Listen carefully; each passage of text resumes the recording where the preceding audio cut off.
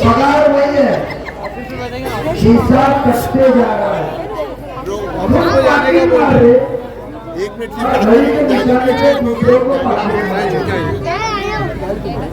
बंगले आपके बंगले, घर आपके बंगले, इसी आपका चल रहा है। जाने के लिए रास्ता छोड़ दीजिए। यही चीज के लिए हमारे मोमिनों ने जब कलवा ने आपको 12,000 से माइनस किया था, यहाँ के मुंबई कौसा की आवाम ने 27,000 ज्यादा वोट देके आपको 16,000 से जिताया। ये सिरा हमको हमारी मेहनत का मिला, यही सोच के ऊपर हम उठाने होते हैं।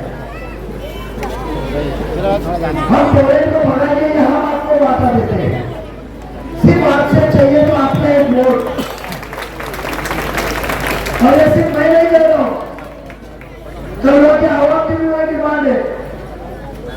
और जो कह रहा हूं पूरा आसमान अल्लाह को गवाह रख के आपके सामने कह रहा हूं, हम करते तो कलवा के आजाद से एड़ी छोटी का जोर बनाओ, पर टोरेंट को से एग्रीमेंट कर रहा हूं। आज आपके पास में वो आके कहते हैं मीटर बदलूंगा। 4 दिन पहले उन्होंने कहा कि मुझे 1 महीना दो,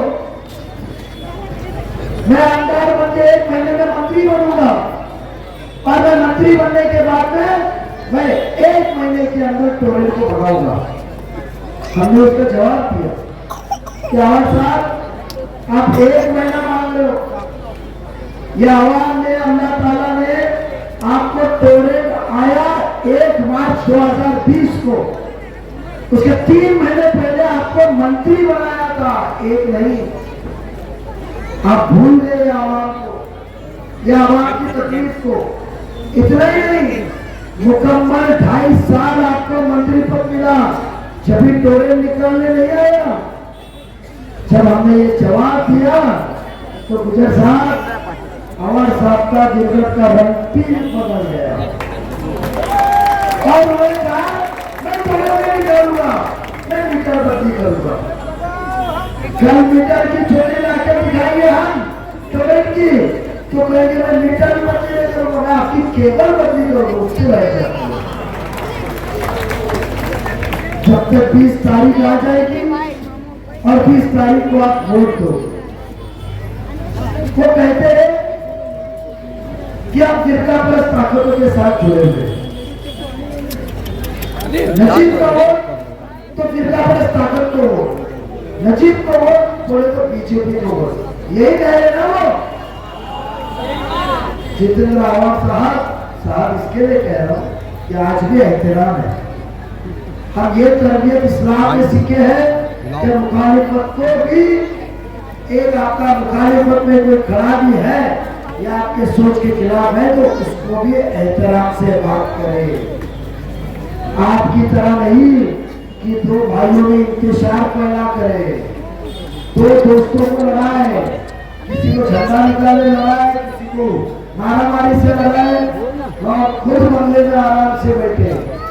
हम आपको आवाज साहब, आप बीजेपी की बात करते हैं तो मुझे बताइए कि आज जिसके मांडी से मांडी लगा के बैठे थे सरकार में 2.5 साल, जो 2019 में बाबरी शहीद के बारे में और मुंबई के दंगों के बारे में कहे कि आपने धनुष्यबाण को उद्धव ठाकरे के खिलाफ वोट किया, 1 महीने में तो आप मांडी से मांडी लगा के सरकार में बैठे थे, आप शिवसेना के साथ बैठे थे। आज यहाँ गुमराह करने आवाम को, तो मैं ये कहना चाहता हूँ आपसे कि ठेका सिर्फ जितेंद्र आवाज ने सेक्युलर होने का लिया है। मुसलमान सबसे बड़ा सेक्युलर होता है, वो कभी जात पात देख के वोट नहीं देखता है, वो काम करने वाला देख के वोट देखता है। आप नाकाम हुए काम करने में, आप नाकाम हुए वादे पूरे करने में, आप नाकाम हो गए हमारे हालात सुधारने में। आप हमें बीजेपी के बारे में गुमराह कर रहे हो। अरे आप कहाँ गए थे जितेंद्र आवाज साहब, जब उद्धव ठाकरे जी माइक पे नहीं हर प्लेटफॉर्म पे खड़े होकर कह रहे थे कि हाँ बाबरी को गिराया, माफी चाहता हूँ, क्या बात बोल रहा हूँ, हम तो शहीद कहते ना। वो कह रहे थे बाबरी को गिराया शिव सैनिकों ने, मेरे शिव सैनिकों ने, बीजेपी वाले ने नहीं।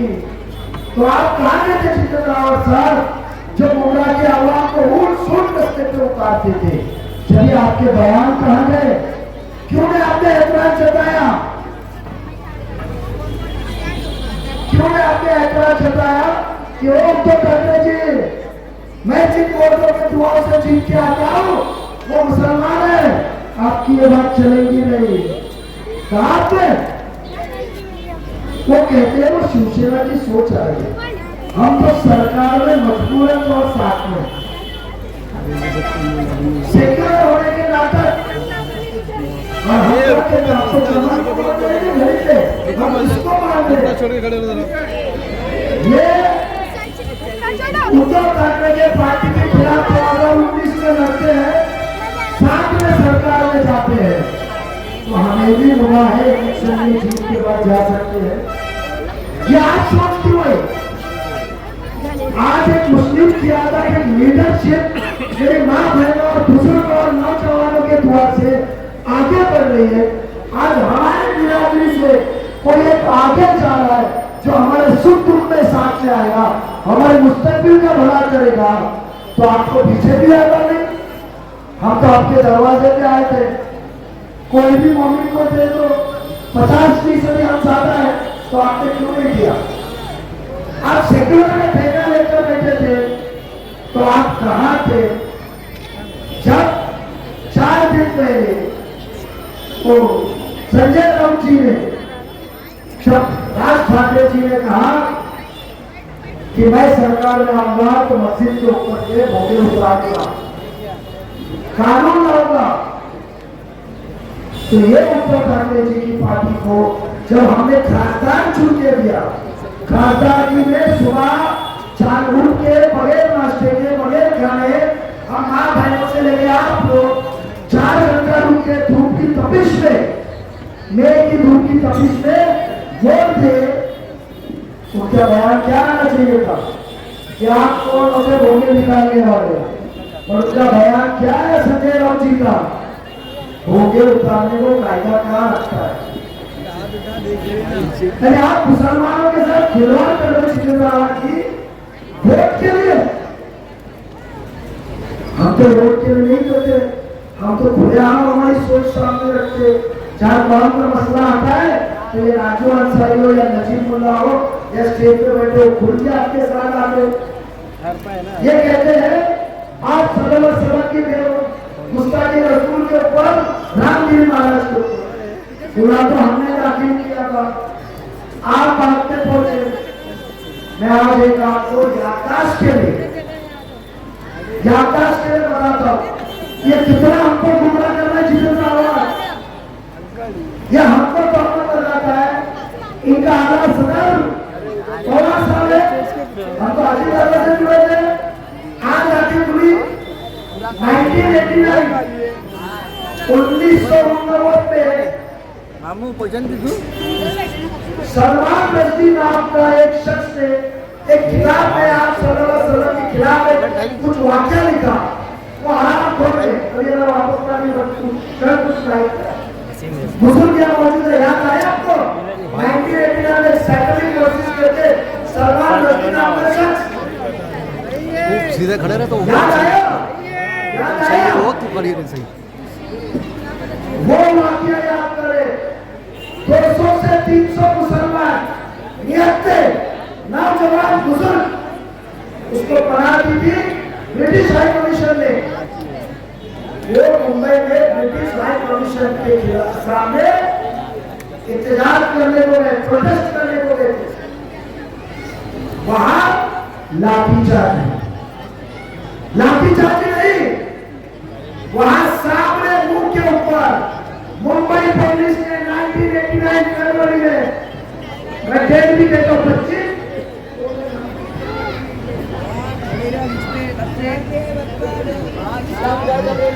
तारीख से आपको बताता हूँ, 25 तारीख थी पूरे दुनिया में वो बातचीत गई 1989 के अंदर कि आपका तारीफ भी कहता हूं।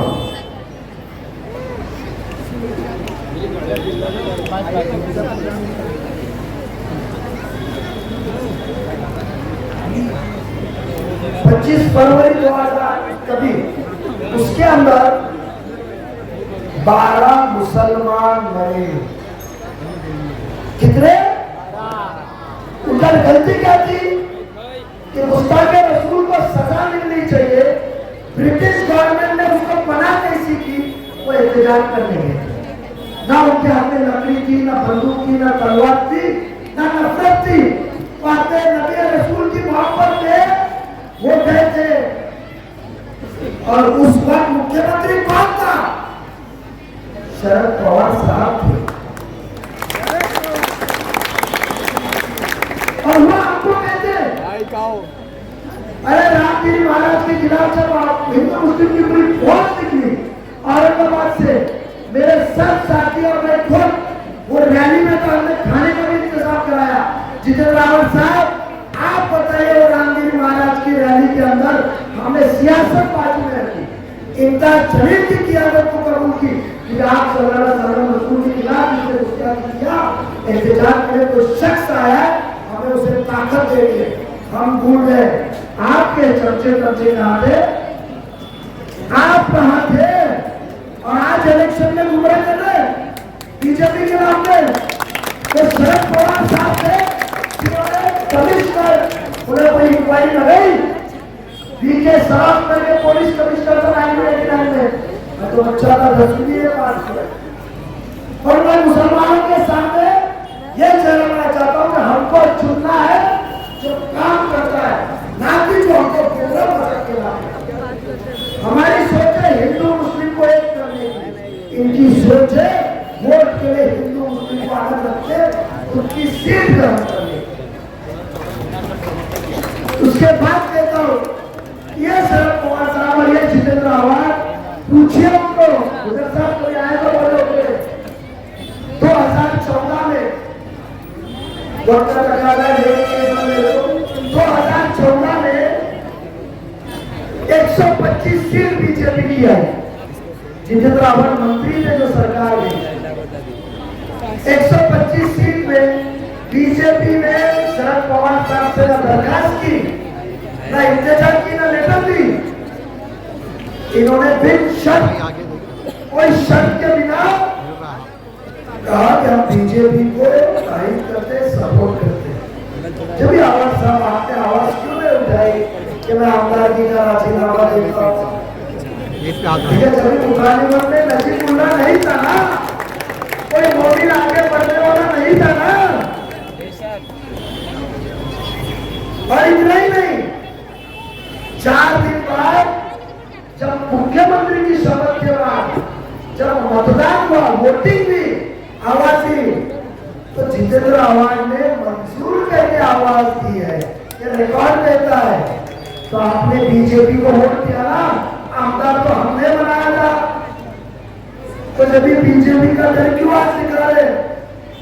इतना ही नहीं, उस दौरान में एकनाथ जी शिंदे विरोधी पक्ष नेता थे, ऑपोजिशन लीडर थे, और आप बीजेपी की सरकार में बैठे थे। 22 में तो आपने बीजेपी की सरकार में जाइए लेटर साइन किया। जब अजीत दादा ने बात बाहर लाई तो आप न्यूज चैनल में बोलते दादा की दादागिरी के सामने क्या चलेगी।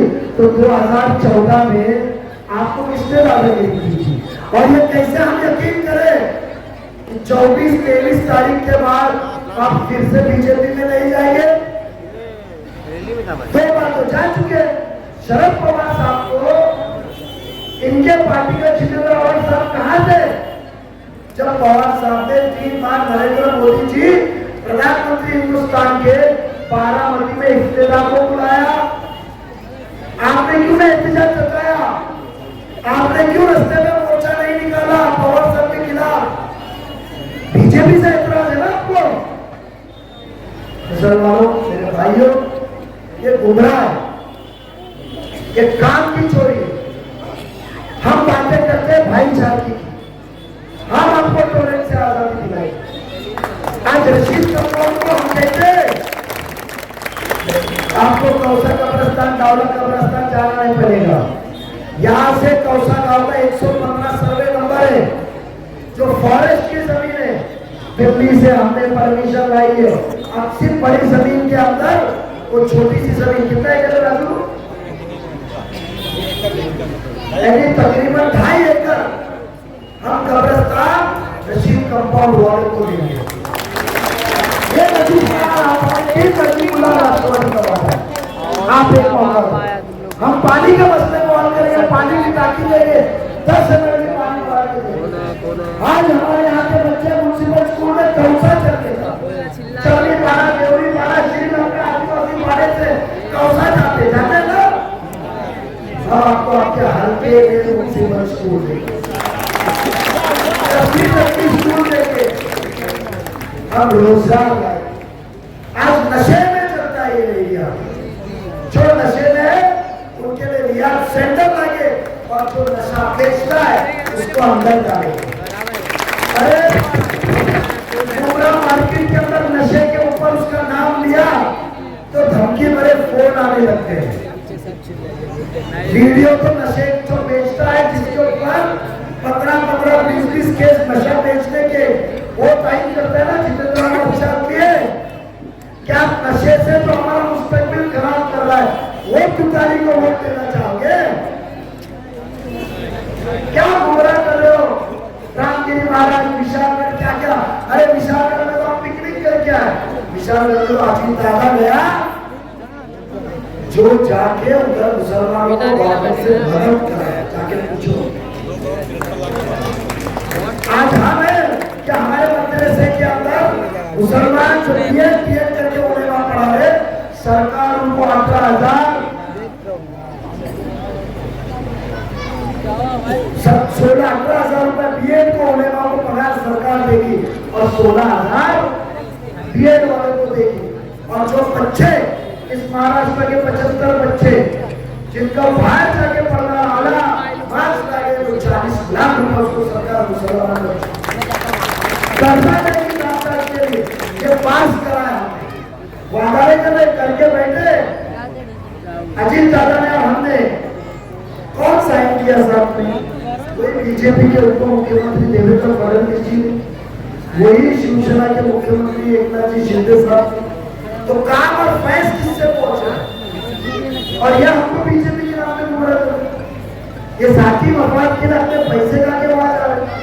मैं इतना ही कहूंगा कि कब्रिस्तान का हाल देखो, सुधारने के पैसा है। स्कूल का हाल देखो, पैसा हमने लाया। 10वीं तक 4 में बैठे स्कूल है, पैसा हमने लाया। आलिशान लाइब्रेरी देखो, जो मुकम्मल करे, पैसा हमने लाया। प्लेग्राउंड पैसा हमने लाया। कब्रिस्तान आमद करे, पैसा हमने लाया। रास्ते के लिए पैसे हमने लाए, नाले के लिए लाए। अब जो लाया है आगे भी और लाएंगे आपके वोट की ताकत से। आपका बेटा, आपका भाई, आज लाड़की बहन योजना में आपके पास पैसे आ रहे। आज आपको साल 18,000 में से 9,000 आ चुका है। हम 18,000 का आने वाले दिनों में 25,000 करेंगे। और जो हमारे माँ बहनों ने फॉर्म नहीं भरा है तो फॉर्म भरने की भी वहां चालू करेंगे। इतना ही नहीं, जाते जाते एक वादा करके जाता हूँ कि लाइट का बिल भरे हो, एमएससीबी का हो या किसी और का, लाइट के बिल पे भी 30% की सहूलत देंगे। 1,000 रुपये आने वाला बिल फिर टैक्स से भरना पड़ेगा। 3,000 रुपये आने वाला बिल आपको 2100 रुपया भरना पड़ेगा। ये हमारा वादा है आपको। सिर्फ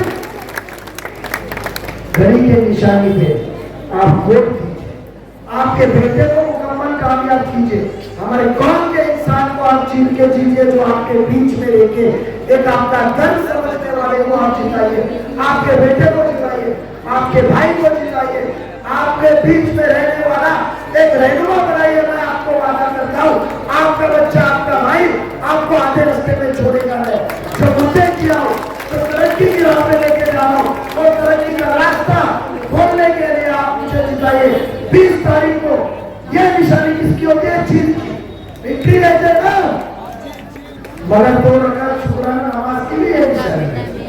तो इंशाल्लाह 23 तारीख को हम सब मिलके अपने अपनी जगह पे 2 रकात शुक्राना जीत के लिए अल्लाह ताला को वास्ते जिसने हमको जिताया उसके लिए ये 2 नंबर के बटन को नाम दिए, विक्ट्री को नाम दिए, 2 रकात शुक्राना को नाम दिए और आपके भाई आपके बेटे को घड़ी के निशानी के आगे जिता के जो मुकम्मल वादा पूरा करने के लिए 1 मौका दीजिए, 3 मौके उनको दिए, आपके भाई और बेटे को 1 मौका दीजिए। और जो बीजेपी के बारे में बात करें तो जवाब मैंने दिया, तो सवाल उनसे कीजिए, गुमराह ना होते हुए अपने भाई को बहने को जिता के मुकम्मल कामयाब बनाइए।